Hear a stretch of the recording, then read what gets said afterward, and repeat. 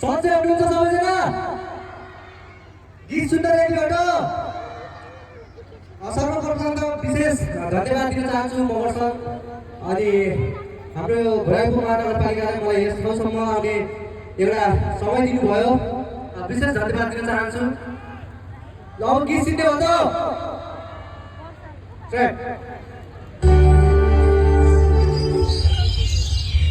ल्याउनी बोलेको सबैले आउँछ होला नि?